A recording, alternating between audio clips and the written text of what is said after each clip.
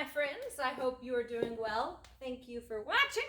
What we are going to talk about is this magnificent behemoth, a 1978 Lincoln Continental Mk V Cartier edition. So, let's do it.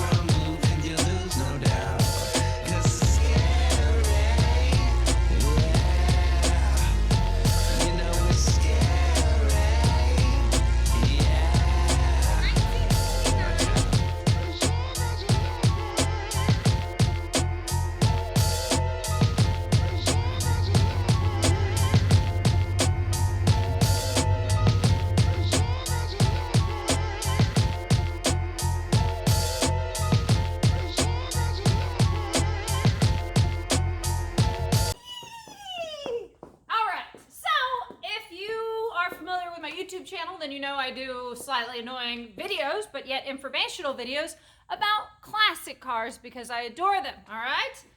If you like classic car videos, then you should subscribe, which I finally figured out that button's down here, okay? So press the subscribe button, and then also press that little bell icon because evidently that will let you know when I have uploaded another video. So do that. All right, now will we eventually get to talk about this specific car, the 1978 Lincoln Continental Mk V?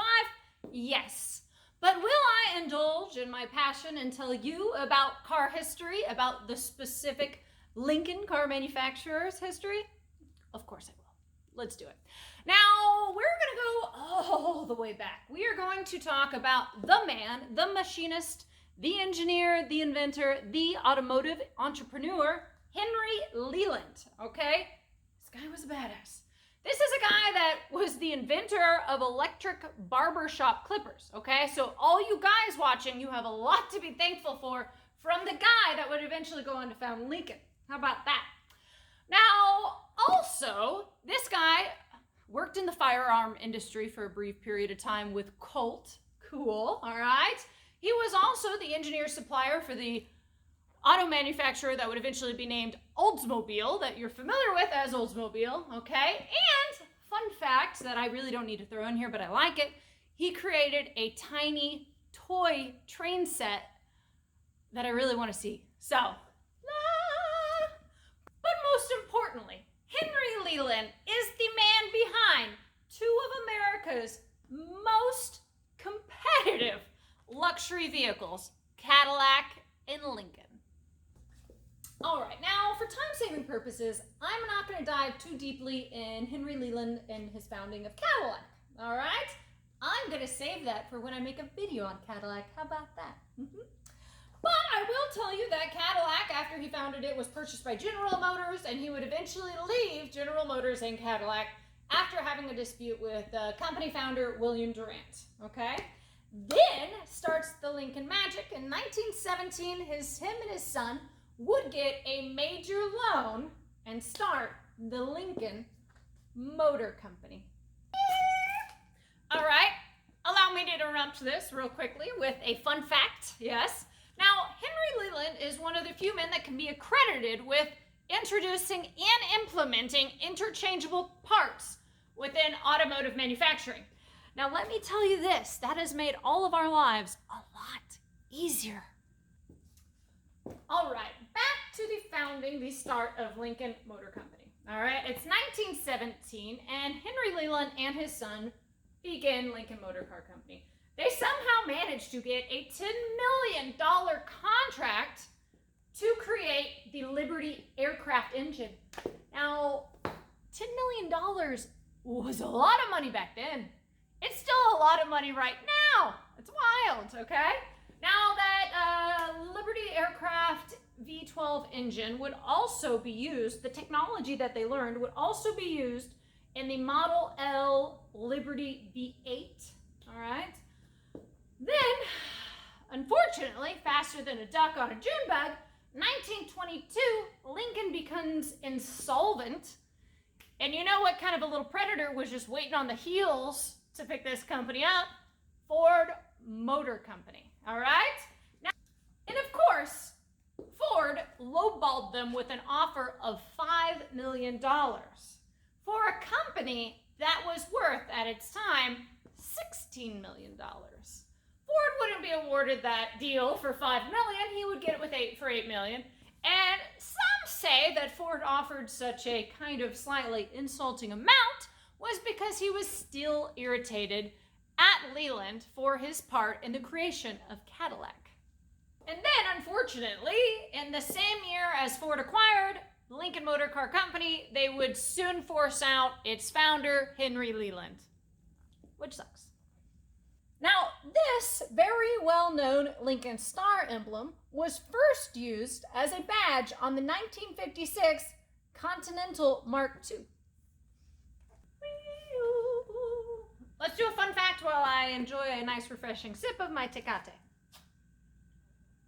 They're not sponsoring me. It's just what I found in the fridge. Now, why is Lincoln Motor Company called Lincoln, you might ask? Well, it is directly named after the president, after Abraham Lincoln, who was apparently the first president that Henry Leland was able to vote for. So, pretty cool, huh? I like that fact a lot. You might not like it, but I like it.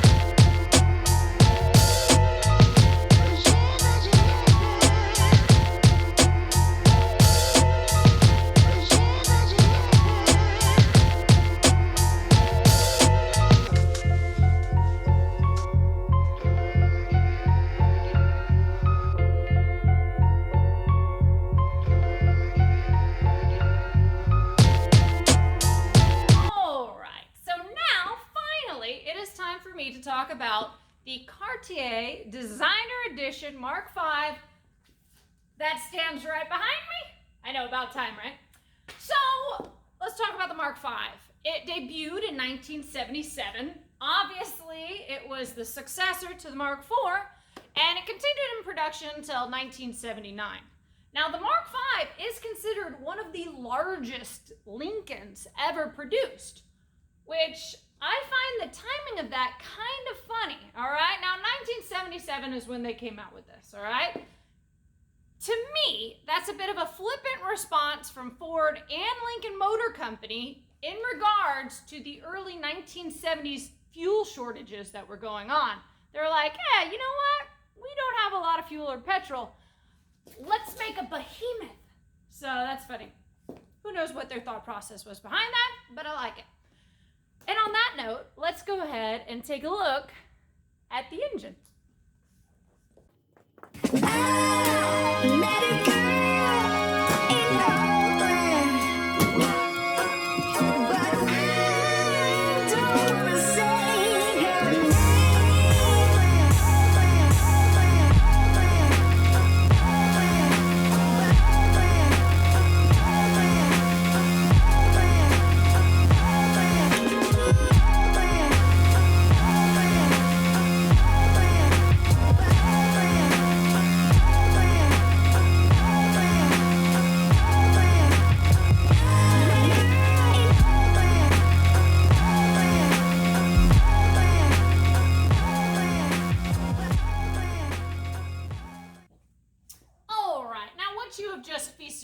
upon is a 460 cubic inch displaced V8 that is capable of 208 horsepower, all right, with a single Motorcraft 4-barrel carburetor and the Ford C6 3-speed automatic transmission. Voila! All right, now let's go ahead and talk about the total cushness that is the interior of this Mark V, all right? So the exterior, this is like light champagne, code 52 or something, I don't remember. Anyways, it's a light champagne exterior, and then you have a champagne velour interior. It's very fancy, okay? You have the dark red little accents. You, of course, have your Mark V emblem. I don't know if the camera can see what I'm pointing at. I'm going to show you the interior in a second. You have what I consider a pretty panoramic-esque instrument panel. And of course, I'll give you a close-up of the Cartier clock that is within here. It's just really nice and it's really fancy, and I feel incredibly out of place in it. But let's go ahead and take a closer look at it, shall we?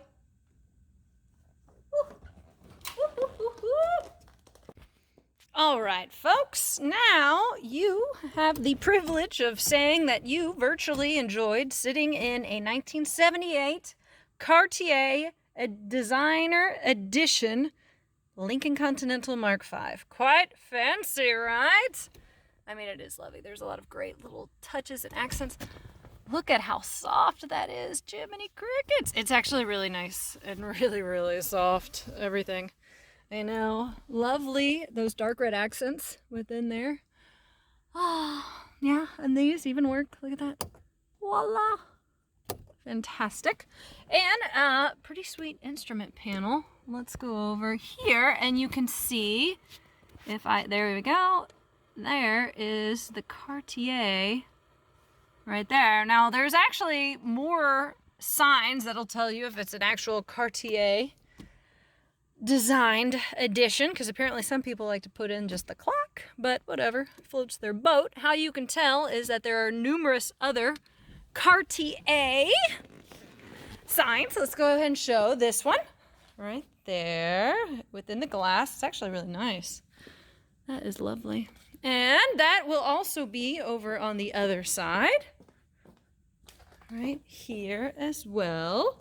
All right. Well, I hope you have enjoyed this very fun little informal video about the history of Lincoln Motor Company, the history of its founder, Henry Leland, and of course, this very special Cartier edition designed Lincoln.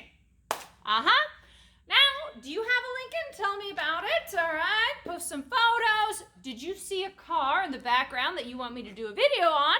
Because I'll do it. That's how this came about. Everybody commented on the Mark V, so ask and you shall receive. And overall, like I said before, remember to subscribe. I figured out the button's down there. And hit that bell icon so you know when I've posted a video, all right? All right, guys, once again, thank you for watching. If you have anything pleasant to say, by golly, please say it. If you have anything negative to say, keep it to yourself.